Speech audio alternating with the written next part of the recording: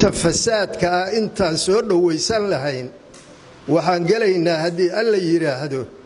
inaan hubkanaga ku darsanno maanta intiina socotay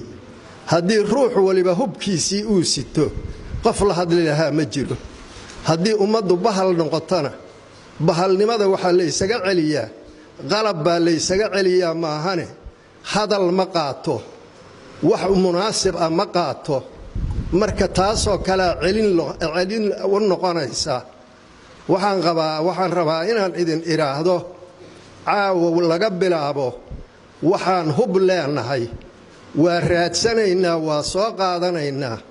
waana wadanaynaa ruux muslim ah ku dhibi mayno dawlad ku dhibi mayno dad kale fog ku dhibi mayno laakiin ruuxii ahlul fasaad ah waa ku dhibaynaa saakay markii halkaan aan waxaynaynay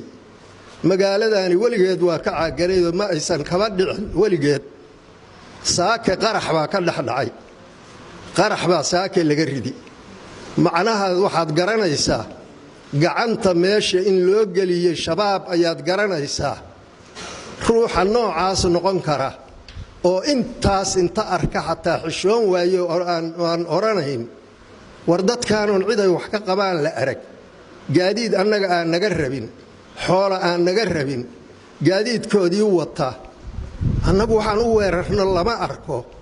aan ruux yiraahdo lagu arag macnaheedu waxa weeye waxa qalbigooda ku jira ruux cadow kula ah weeye hada qalbigana waxa ku jira cid sooma bixin karto ilaahay baa og qalbigiina iimaankii ku jiray ilaahay waxaan weydiisanaynaa mid ziyaada Allah ka dhigo intaad soo marteenna ajrigeedii waxaan idinka dhamaan Allah idinka dhigo